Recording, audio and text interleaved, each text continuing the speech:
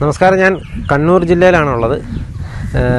ഇവിടെ ഇരിട്ടി താലൂക്കിൽ നമ്മൾ ഒരു പ്രത്യേകതയുള്ള ഒരാളെയാണ് ഇന്നത്തെ എപ്പിസോഡിൽ നമ്മൾ പരിചയപ്പെടാനായിട്ട് പോകുന്നത്. നമുക്കെല്ലാവർക്കും വളരെയധികം പേടിയുള്ള ഒരു ജീവിയാണല്ലേ പാമ്പ് എന്ന് പറയുന്നത്. പാമ്പുകളെ കണ്ടു കഴിഞ്ഞാൽ നമ്മൾ ആദ്യം ചെയ്യുക എന്ന് പറയുന്നത്, നമുക്ക് പെട്ടെന്ന് ഓർമ്മ വരുന്ന ഒരു പേരെന്ന് പറഞ്ഞാൽ വാവാ സുരേഷിൻ്റെ ഒരു പേരാണ്. കാരണം പുള്ളി കേരളത്തിൽ മുഴുവൻ ഒരു സെലിബ്രിറ്റി ആയി മാറിക്കഴിഞ്ഞു. അപ്പോൾ പാമ്പ് റെസ്ക്യൂ ചെയ്യുന്ന ആൾക്കാർക്ക് പൊതുവെ ഒരു താര പരിവേഷമുണ്ട്. അതുപോലെ ഇരിട്ടിക്കാരുടെ ഒരു ഹീറോയിനെയാണ് നമ്മളിന്ന് കാണാനായിട്ട് പോകുന്നത്. ഹീറോയിൻ തന്നെ വിളിക്കേണ്ടി വരും, കാരണം അദ്ദേഹത്തിൻ്റെ സ്നേക്ക് ക്യാച്ചിങ് ആ ഒരു ജീവിതം ഭയങ്കര ഒരു സംഭവമാണ്. അപ്പോൾ ദിവസേന 10-15 പാമ്പുകളെയൊക്കെ പിടിക്കുന്ന ഒരാളാണ്. ഞാൻ പരിചയപ്പെടുത്താൻ പോകുന്ന ആൾ ഫൈസൽ വിളക്കോട് എന്ന് പറയുന്ന സ്നേക്ക് ക്യാച്ചറിനെയാണ്. നമുക്കിനി കൂടുതൽ വിശേഷങ്ങൾ അദ്ദേഹത്തോട് തന്നെ ചോദിച്ച് മനസ്സിലാക്കാം. ഫൈസൽക്ക, എന്തൊക്കെയാണ്? സുഖമാണോ? സുഖമായിട്ട് പോകുന്നു. ആണല്ലേ. എത്ര കാലമായി ഈ ഒരു ജോലി തുടങ്ങിയിട്ട്? ഞാനിപ്പോൾ ഇരിട്ടി സെക്ഷനിൽ താൽക്കാലിക വാച്ചറായിട്ട് ഇപ്പോൾ ഏകദേശം 3 വർഷമാകുന്നു. താൽക്കാലിക വാച്ചറായിട്ട് ഇപ്പോൾ 3 വർഷമായി ജോലി. ഈ സ്നേക്ക് ക്യാച്ചിങ് എന്ന് പറഞ്ഞ പരിപാടി തുടങ്ങിയിട്ട് ഇപ്പോൾ 3 വർഷമായിട്ടുള്ള? സ്നേക്ക് ക്യാച്ചിങ്, സ്നേക്ക് റെസ്ക്യൂ ഏകദേശം 3 വർഷമായിട്ടുള്ള 3 വർഷമായി ഇപ്പോൾ. ഇപ്പോൾ എങ്ങനെയാണ് ഇതിലേക്ക് വന്നേ? ഇങ്ങനെ വന്ന വെച്ചൊരു ഐഡിയ ഇല്ല. എനിക്ക് ചെറുപ്പത്തിലെ എന്തോ ഒരു ഇഷ്ടം, അങ്ങനെ ഇഷ്ടം അതിനോട്, അങ്ങനെ സ്വയം തുടങ്ങി ഇവിടെ എത്തി. ഇപ്പോൾ ഓൾമോസ്റ്റ് എല്ലാ ടൈപ്പ് പാമ്പുകളെയും പിടിച്ചിട്ടില്ലേ? ഇപ്പോൾ ഏകദേശം ഏറ്റവും കൂടുതലെന്ന് വെച്ചാൽ രാജവമ്പാല, രാജവമ്പാല. അതിനിപ്പോൾ ഏകദേശം ഒരു 70ഓളം രാജവമ്പാല കിട്ടിയിട്ടുണ്ട് ഈ കുറഞ്ഞ കാലയളവിലല്ലേ? ഏകദേശം 70 രാജവമ്പാല കിട്ടിയിട്ടുണ്ട്. എന്താ പറയുക, നാട്ടുകാരെ സപ്പോർട്ട്, ഓഫീസിന് സപ്പോർട്ട്, ദൈവത്തിൻ്റെ എന്തോ ഈ ഒരു സീസണിൽ എത്ര രാജവമ്പാലിനെ പിടിച്ചു? ഇപ്പോൾ കഴിഞ്ഞ മാസം തന്നെ 4-5 രാജവമ്പാല ഒരു മാസം തന്നെ കിട്ടിയിട്ടുണ്ടാവും. ഒരു മാസം. അതുപോലെ തന്നെ മൂർക്കനും അണലിയൊക്കെ. ഞാനിപ്പോൾ ഈ 3 വർഷം താഴെ ഉണ്ട്. എനിക്ക് ഏകദേശം 2600ഓളം പാമ്പിനെ റെസ്ക്യൂ ചെയ്തു. 2600 ടോട്ടൽ ഇപ്പോൾ 2600 ആയിട്ടുണ്ടാവും ടോട്ടൽ ഈ 3 വർഷം കൊണ്ട്. അതായത് 900 സംതിങ് ദിവസം കൊണ്ട് 2600. ഒരു ദിവസം എങ്ങനെ ആവറേജ് ഒരു 3 പാമ്പിനെ വെച്ചെങ്കിലും പിടിക്കുന്നുണ്ട്. മിനിമം 3 കിട്ടും. 10-12 കിട്ടിയ ദിവസമുണ്ട്. ആണല്ലേ. അപ്പോൾ ഈ പാമ്പുകളൊക്കെ പിടിക്കുമ്പോൾ എങ്ങനെയാണ്, മനസ്സിലെപ്പോഴെങ്കിലും പേടിയൊക്കെ തോന്നിയിട്ടുണ്ടോ? ഇല്ല, പേടിയില്ല. നമുക്കൊരു ഇഷ്ടമാണ് പാമ്പിനോട്. കാരണം പേടിയുണ്ടെങ്കിൽ ഈ ഫീൽഡിൽ ഇറങ്ങാൻ പാടില്ല, ഒരു കാരണവശാലും ഇറങ്ങാൻ പാടില്ല. കാരണം അതിലെ ഡ്രൈവർ വണ്ടി ഓട്ടാനും പാടില്ല ഈ ഒരു ഫീൽഡിലും. പിന്നെ പലരും പറഞ്ഞിട്ടുണ്ട്, പേടിയുടെ ഈ ഫീൽഡിൽ ഇറങ്ങാനേ പാടില്ല. ഒരു ഇഷ്ടം പാമ്പിനോട്, ഒരു ധൈര്യമൊക്കെ വേണം. ധൈര്യം അത്രേ ഉള്ളൂ. അപ്പോൾ ഈ പിടിക്കുന്ന ഇതെങ്ങനെയാണ്, കോളുകൾ എങ്ങനെയാണ്, ആളുകൾ നേരിട്ട് വിളിക്കുവാണോ അതെയോ? കൂടുതൽ ഇപ്പോൾ ഞാൻ പല സ്ഥലത്തും പോയാൽ കുറച്ച് ആൾക്കാരുടെ അവരെ നമ്പർ വാങ്ങും. പിന്നെ കോള് അവരെ നേരിട്ട് വിളിക്കാറുണ്ട്. നമ്പറില്ലേ ഓഫീസർ വിളിക്കും, പോലീസ് സ്റ്റേഷനിലോ ഫയർ സ്റ്റേഷനിലോ വിളിച്ചിട്ട് എന്നെ വിളിക്കാറുണ്ട്. ഇപ്പോൾ കൂടുതലുള്ള നേരിട്ട് തന്നെ വിളിക്കാറ്. എന്നുവെച്ചാൽ പല ആൾക്കാർ ഇപ്പോൾ ഞാൻ പോകുന്നിട്ട് നമ്പർ വാങ്ങാറുണ്ട്. അപ്പോൾ തിരിച്ച് അവരെന്നെ കോള് വരുന്നുണ്ടാവും. ഒരുപാട് വന്നിട്ടുണ്ട്. എല്ലാം അറ്റൻഡ് ചെയ്യാൻ പറ്റുമോ? പരമാവധി ശ്രമിക്കാറുണ്ട്. ഞാൻ ഇതുവരെ നിരാശപ്പെടുത്തിയില്ല, അറിയാണ്ട് പരമാവധി എത്താറുണ്ട്, ശ്രമിച്ചിട്ടുണ്ട്. പിന്നെ എത്താൻ പറ്റിയ അടുത്തുള്ള റെസ്ക്യൂറെ വിടാറുണ്ട്, എത്താൻ പറ്റിയില്ലെങ്കിൽ. രാവിലെ എത്ര മണിക്കൊക്കെ ശരിക്കും സ്റ്റാർട്ട് ചെയ്യും? സമയമൊന്നും ടൈമൊന്നുമില്ല. ഞാൻ പൊതുവേ ഒരാളോട് പറയുന്ന, എൻ്റെ ടൈം നോക്കണ്ട, നിങ്ങൾക്കിപ്പോൾ പാമ്പിനെ കൊണ്ട് ബുദ്ധിമുട്ട് വരുന്നത് അപ്പോൾ വിളിച്ചോ, എൻ്റെ ടൈം നോക്കണ്ട. ഞാൻ 2 മണിക്ക് 3 മണിക്ക് 4 മണിക്ക് എഴുന്നേറ്റ് പോകുന്ന ആളാ. ഒരു മടി കൂടാതെ, ഇപ്പോൾ ചേരയായിക്കോട്ടെ രാജവമ്പാലായിക്കോട്ടെ ഇല്ല എന്ന് ഞാൻ പറഞ്ഞിട്ടില്ല. ഇത് 12 ഞാൻ പോയിട്ടുണ്ട്. ഞാൻ പൊതുവെ എല്ലാവരും പറയും, എൻ്റെ ടൈം നോക്കിയാൽ വേണ്ട, നീക്കപ്പോൾ അതിനെ കൂടെ ബുദ്ധിമുട്ട് വരുന്നത് അപ്പോൾ വിളിച്ചോ, അത്രേ ഉള്ളൂ. ഒരു ദിവസം 24 മണിക്കൂർ ജോലി ചെയ്യേണ്ടി വന്ന അവസ്ഥയൊക്കെ ഉണ്ടോ? ഓടിയിട്ടുണ്ട്, ഉണ്ടല്ലേ, ഒരുപാട് ഓടിയിട്ടുണ്ട്, പലവട്ടം. ഇങ്ങനെ ഒന്ന് കഴിയുമ്പോൾ അടുത്തടുത്ത് ഇങ്ങനെ പോലെ. ഒന്നാമത് ഇങ്ങനത്തെ ഒരു കാര്യം ആയതുകൊണ്ട് വിളിച്ചാൽ ചെല്ലാതിരിക്കാൻ പറ്റില്ല. മര്യാദ ഒരു ഭക്ഷണം കഴിക്കാൻ ടൈം കിട്ടാറില്ല. എന്താ പറയുക, ഒരു കല്യാണം വീട്ടുകളിൽ പോകാൻ പറ്റിയില്ല. പക്ഷെ അത് നിരാശ ഒന്നുമില്ലേ, അല്ല ഞാൻ അങ്ങനെ ആര് വിളിച്ചാലും എപ്പോഴും പോകാറുണ്ട്. ഫാമിലിയൊക്കെ എങ്ങനെ സപ്പോർട്ടാണോ? ഫാമിലി ഇപ്പോൾ സപ്പോർട്ടാണ്, നല്ല സപ്പോർട്ടാണ്. ഫാമിലി സപ്പോർട്ടാണ്, പിന്നെ ഫ്രണ്ട്സ് എല്ലാവരും സപ്പോർട്ടാണ്. ഇപ്പോൾ ഓഫീസിൽ നിന്ന് നല്ല സപ്പോർട്ട്, ഇപ്പോൾ ഓഫീസിൽ നിന്ന് എല്ലാ സെക്ഷനും നല്ല സപ്പോർട്ടാണ്. ഓഫീസേഴ്സും മറ്റേ സ്റ്റാഫായിട്ട് നല്ല സപ്പോർട്ടാണ്, നല്ല സപ്പോർട്ടാണ്. വീട്ടിലപ്പോൾ ആരൊക്കെ ഉണ്ട്? വീട്ടിൽ വൈഫുണ്ട്, 2 പിള്ളേരുണ്ട് എനിക്ക്, ഉപ്പ എല്ലാവരും സപ്പോർട്ട്. ഇപ്പോൾ കുഴപ്പമൊന്നുമില്ല. പിന്നെ മുന്നേ വീട്ടിലാണ് പേടിച്ചിനി, കാരണം പാമ്പ് എന്തോ ഒരു ജീവിയാന്ന് അവർ. പിന്നെ വീട്ടിൽ നിന്ന് ഉമ്മ പറയാണ്ട് മരണം ദൈവത്തിന്റെ കയ്യിലല്ലേ. പാമ്പ് കടിച്ചാൽ മരിക്കണമെന്നില്ലല്ലോ. ചിലപ്പോൾ നടന്നോളം അറ്റ കണ്ടിട്ട് മരിക്കുന്നുണ്ട്, അതിലും കാര്യമില്ല. എന്തായാലും ഈ ജോലി ആരെങ്കിലും ഒക്കെ ചെയ്യണ്ടല്ലേ? പിന്നെ ആരും ഒരാൾ വേണ്ടേ? ആരും ചെയ്യാതെ ഇല്ലേ? പിന്നെ ഒരാൾ വേണ്ടേ? ഇതിന് പിടിച്ചതിന് ശേഷം അങ്ങനെയാണ് അപ്പോൾ ഓഫീസിൽ ഏൽപ്പിക്കുമോ ഇതിനെ? ഞാനത് ഇപ്പം അതിൻ്റെ ആവാസ വ്യവസ്ഥയിൽ തുറന്നു വിടുക തന്നെ അല്ലേ? തുറന്നു വിടും. ആർക്കും ബുദ്ധിമുട്ടുള്ള രീതിയിൽ തുറന്നു വിടാറുണ്ട്. ഇത് പിടിക്കുന്ന ആ കമ്പനിയൊക്കെ എന്താ പറയുന്നത്, ആ പേര്? സ്റ്റിക്ക് ടൂൾസ് എല്ലാം ഇപ്പോൾ സ്റ്റോക്കാണ്. എൻ്റെ കയ്യിലുണ്ട്. അതിപ്പോൾ സ്റ്റോക്ക് വണ്ടിയിലുണ്ടല്ലേ? അതിപ്പോൾ സ്റ്റോക്കാണ്. കാണിച്ചു തരാം. ഇതൊക്കെയാണ് ഫൈസൽക്കയുടെ ആയുധങ്ങൾ കേട്ടോ. അത് നമ്മുടെ ആയുധം, നമ്മുടെ സ്വയരക്ഷയ്ക്ക് ഉപയോഗിക്കുന്ന ആയുധം. അതെ അതെ അതെ. ടൂൾസ് ഇത് ഫാമിലി പിടിക്കുന്നല്ലേ? ഇതെന്താ ഈ സംഭവം എന്താ? ഇത് മറ്റേ സഞ്ചി ഇതാക്കിയിടുന്നല്ലേ? ബാഗ് അല്ലേ?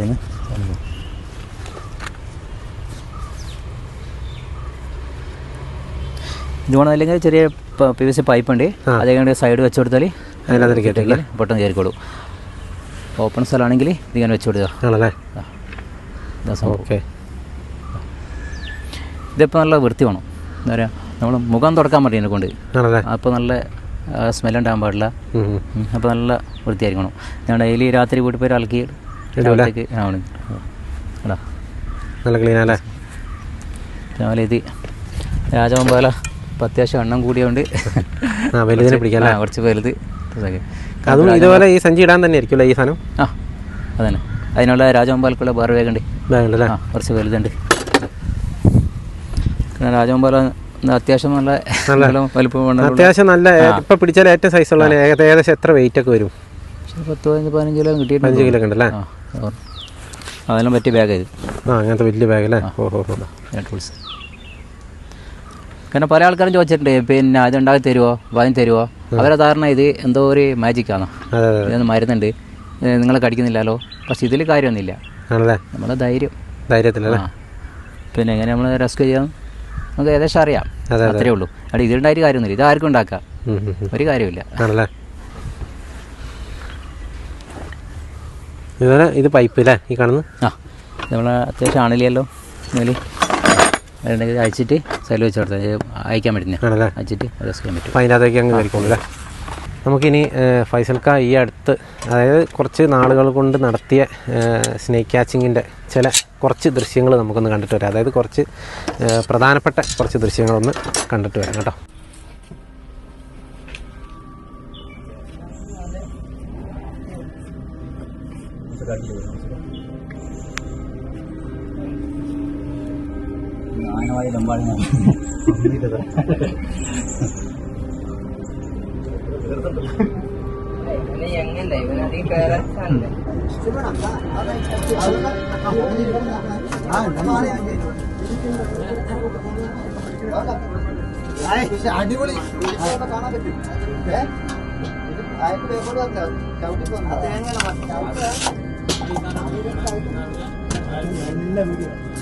അടിപൊളി വീഡിയോ.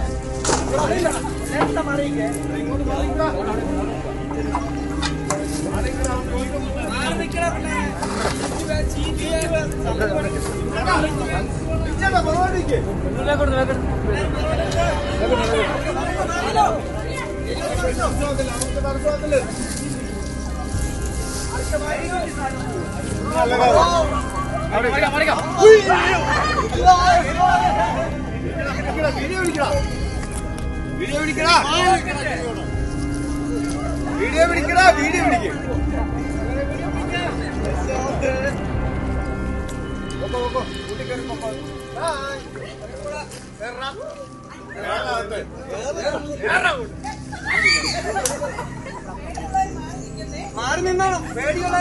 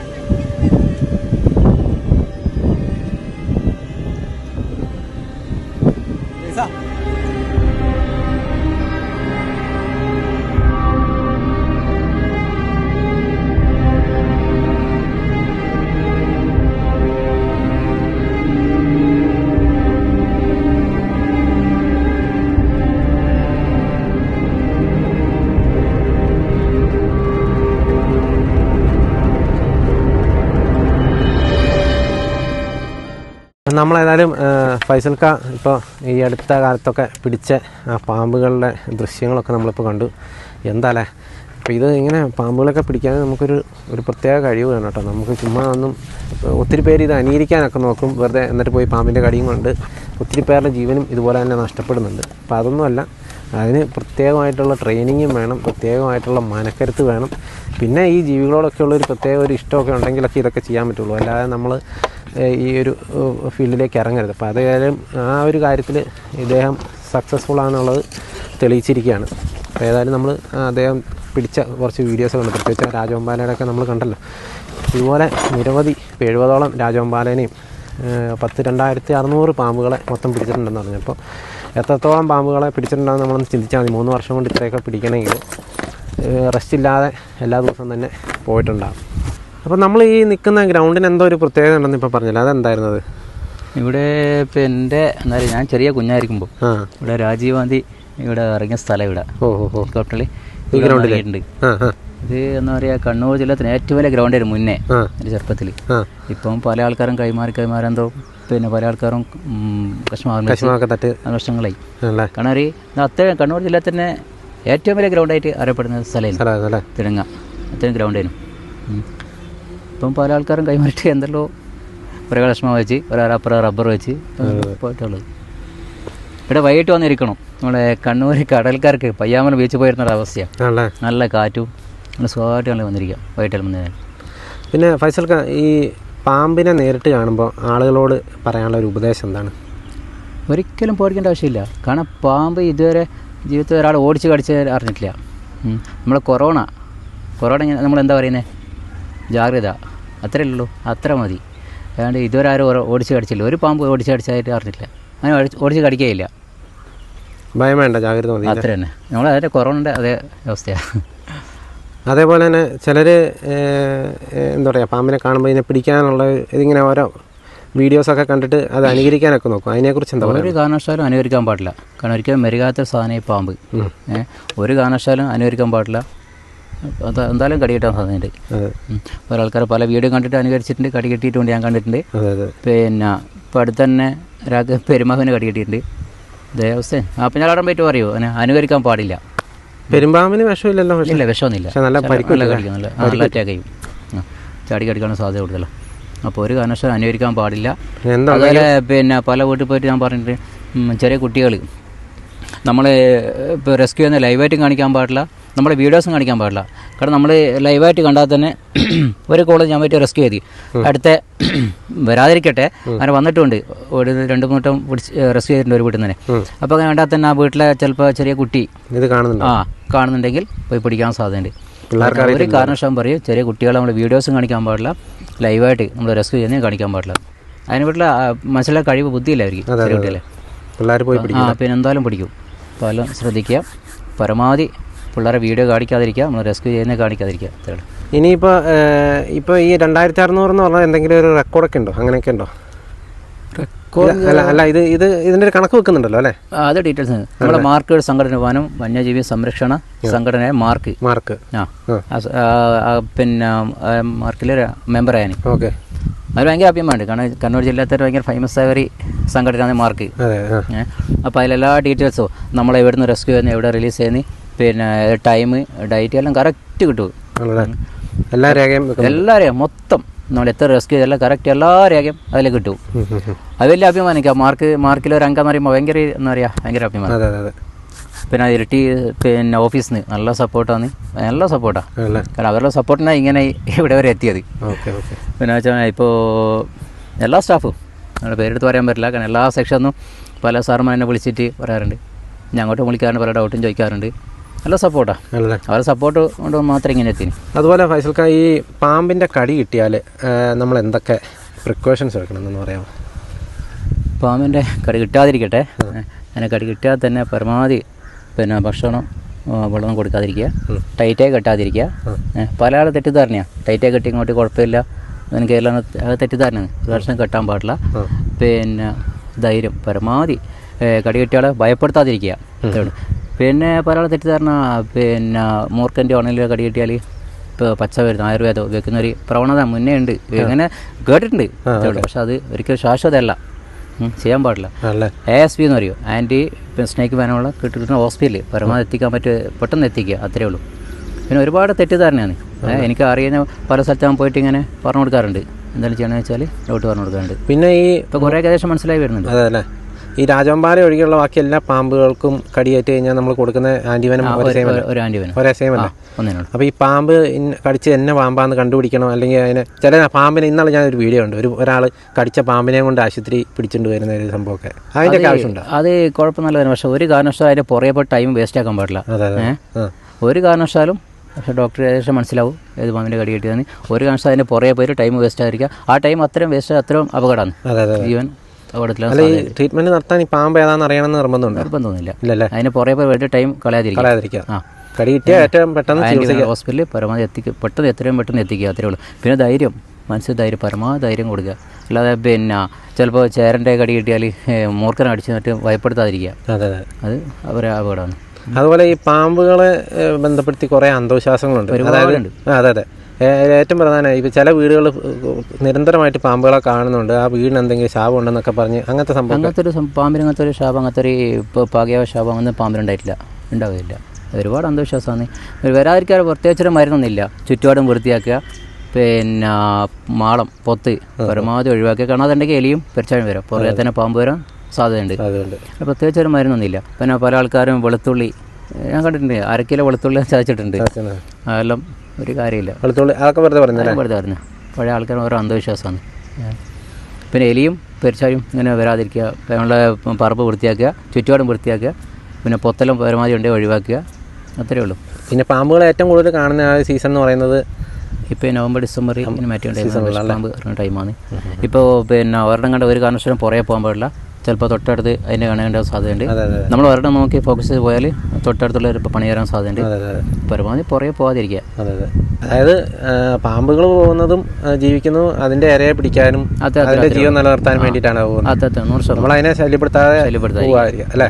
ഞാൻ ഫസ്റ്റ് മുന്നേ പറഞ്ഞിട്ടില്ല, ഒരു പാമ്പ് ഇതുവരെ ഓടിച്ചടിച്ചില്ല, ഒരാളെ ഓടിച്ചടിച്ചില്ല, ഞാൻ ഓടിച്ചടിക്കുകയില്ല. അതിനെന്തെങ്കിലും ഭീഷണി തോന്നിയാൽ അല്ലെങ്കിൽ എന്തെങ്കിലും ഉദരം കിട്ടിയാൽ മാത്രമേ നമ്മളെല്ലാവരും മനസ്സിലാവും, നാവ് നീട്ടിയിട്ട് മനസ്സിലാവും, ഇരയാണോ ശത്രു മനസ്സിലാവും. ഇരയാണെങ്കിൽ പെട്ടെന്ന് രക്ഷപ്പെടാൻ നോക്കി ചെയ്യാം, ശത്രു ആണെങ്കിൽ അറ്റാക്ക് ചെയ്യും. ഓക്കെ, അറ്റാക്ക് അത്രേ ഉള്ളൂ. ഈ പാമ്പുകളൊക്കെ പൊതുവെ ഏത് ഷെഡ്യൂളിലാണ് വരുന്നത് ശരിക്കും? നമ്മുടെ ഈ ഫോറസ്റ്റിൻ്റെ ഇതിൽ ഓരോ ഷെഡ്യൂളുകളുണ്ടല്ലോ, ഓരോ ആനിമൽസ്. പിന്നെ ഷെഡ്യൂൾ 1, 2 ഉണ്ട്. പെരുമ്പ പൈത്തൻ 1 ആണ്. പൈത്തൻ 1 ആണ്. പിന്നെ മൂർക്കൽ 2-ലാണ്. അങ്ങനെ ഓരോ രാജഗോപാലൊക്കെയോ? രാജഗോപാൽ 2-ലാണ്. രണ്ടിലായിരുന്നു. അല്ലെങ്കിൽ ഓരോ ഷെഡ്യൂൾ ഇങ്ങനെ വരുന്നത്. നല്ല. അപ്പോൾ ഏതായാലും തുടർന്നും ഇങ്ങനെ ഓരോ കോളുകൾ വരുമ്പോൾ അല്ലേ ആളുകളുടെ അടുത്തൊക്കെ പോയി ഇതുപോലെ ആളുകളൊക്കെ സഹായിക്കുക. ഇനിയും 2600 എന്നുള്ളത് ഇനിയും 10,000 ഒക്കെ ആട്ടെ. അതിന് ഒരുപാട് എന്താ പറയുക സപ്പോർട്ട് പല സ്ഥലത്തും. പിന്നെ പ്രായമുള്ള പെണ്ണുങ്ങളായിക്കോട്ടെ പുരുഷന്മാരായിക്കോട്ടെ തലയെ കൈ വെച്ച് അനുഗ്രഹിക്കുന്നുണ്ട്. സത്യം പറയുന്ന ഭയങ്കര സന്തോഷം നോക്കുന്നത്. ഭയങ്കര സന്തോഷമാണ്. പല ആൾക്കാർ അവരെ പ്രാർത്ഥന, അതിപ്പോൾ ഏത് മതസ്ഥരായിക്കോട്ടെ അവരെ പ്രാർത്ഥന അതുകൊണ്ട് എനിക്ക് 100% ഉറപ്പാണ്. കാരണം ഇതൊരു ദിവസം ഒരു കടി കിട്ടിയിട്ടില്ല. അത് പറ്റാതിരിക്കട്ടെ, ഒന്നും പറ്റാതിരിക്കട്ടെ. കാരണം പല ആൾക്കാരെ പല ദിക്കുന്നു ഒരുപാട് പ്രാർത്ഥന ഉണ്ട്. അത് മതി. അപ്പം നമ്മളേതായാലും ഫൈസൽക്ക സംസാരിച്ച കാര്യങ്ങളൊക്കെ നമ്മൾ കേട്ടു. ശരിക്കും പറഞ്ഞു കഴിഞ്ഞാൽ ഇക്ക പറഞ്ഞ പോലെ തന്നെയാണ്. കാരണം ആളുകൾ അതുപോലെ പേടിച്ച് വിറച്ചിരിക്കുന്ന സമയത്തായിരിക്കും ഇത്തരത്തിൽ സ്നേക്ക് ക്യാച്ചേഴ്സിനെയൊക്കെ വിളിക്കുന്നത്, അല്ലെങ്കിൽ ഫോറസ്റ്റ് ഓഫീസിലേക്കൊക്കെ വിളിക്കുന്നത്. കാരണം അവർ ജീവൻ മരണ ആ ഒരു ഘട്ടത്തിൽ നിൽക്കുമ്പോഴായിരിക്കും ഇവർ വിളിക്കുന്നത്. പൊതുവെ എല്ലാവർക്കും 99% ആളുകൾക്കും ഏറ്റവും പേടിയുള്ളൊരു ജീവി തന്നെയാണ് പാമ്പെന്ന് പറയുന്നത്. അപ്പോൾ അവർ വിളിക്കുന്നതെന്ന് പറഞ്ഞു കഴിഞ്ഞാൽ ആ വിളിക്കുന്ന ആൾ വന്ന് നമ്മളെ സഹായിക്കും എന്നുള്ളൊരു വിശ്വാസത്തിൽ തന്നെയാണ് വിളിക്കുന്നത്. നമ്മൾ 101 പോലീസുകാരെ വിളിക്കുന്നതും അതുപോലെ തന്നെ ഫയർഫോഴ്സിനെ വിളിക്കുന്ന പോലെയൊക്കെ തന്നെ നമ്മൾ ഏറ്റവും ആ ഒരു ഘട്ടത്തിൽ നിൽക്കുമ്പോൾ നമ്മൾ രക്ഷയ്ക്ക് വേണ്ടിയിട്ട് വിളിക്കുന്ന ഒരു ഡിപ്പാർട്ട്മെൻറ്റ് അല്ലെങ്കിൽ ഒരു വിഭാഗം തന്നെയാണ് സ്നേക്ക് ക്യാച്ചേഴ്സ് എന്ന് പറയുന്നത്. അപ്പോൾ അത് ആ ഒരു കാര്യത്തിൽ ഫൈസൽക്ക വളരെ എന്താ പറയുക അദ്ദേഹത്തിൻ്റെ ആ ഒരു കഴിവൊക്കെ തെളിയിച്ചിരിക്കുകയാണ്. ഇപ്പോൾ വിളിക്കുന്ന ആളുകളെ ഒന്നും നിരാശപ്പെടുത്താതെ പരമാവധി പറ്റുന്നതിൻ്റെ പരമാവധി 24 മണിക്കൂറും ഉപയോഗിക്കുന്ന ഘട്ടമൊക്കെ ഉണ്ടായിട്ടുണ്ടെന്ന് പറഞ്ഞാൽ. അപ്പോൾ ഇതുപോലെ ഒത്തിരി ആളുകൾക്ക് ആശ്വാസം നൽകുന്ന ഒരു ജോലി തന്നെയാണ് അദ്ദേഹം ചെയ്യുന്നത്. അപ്പോൾ അദ്ദേഹത്തിന് ഇനിയും മുന്നോട്ട് ഇതുപോലെ പാമ്പുകളെ പിടിക്കാനും ഇതുപോലെ പാമ്പുകളെയൊക്കെ പിടിച്ച് ആളുകളുടെയൊക്കെ ജീവൻ രക്ഷിക്കാനുമായിട്ടുള്ള ഒക്കെ ആ ഒരു സാഹചര്യം അദ്ദേഹത്തിന് ഇനിയും ഉണ്ടാകട്ടെ. ഇനിയും ഒത്തിരി പാമ്പുകളെ പിടിക്കാൻ അദ്ദേഹത്തിന് പറ്റട്ടെ. അദ്ദേഹത്തിന് ആയുരാരോഗ്യ സൗഖ്യമൊക്കെ കിട്ടട്ടെ, ആയുസ്സൊക്കെ കിട്ടട്ടെ എന്നുള്ള ഒരു പ്രാർത്ഥനയോടുകൂടി ആശംസകളോടുകൂടി ഈ ഒരു എപ്പിസോഡ് നമ്മളിവിടെ അവസാനിപ്പിക്കുകയാണ്. അപ്പോൾ വീണ്ടും മറ്റൊരു ദിവസം മറ്റൊരു എപ്പിസോഡുമായി വീണ്ടും കാണാം. Thank you.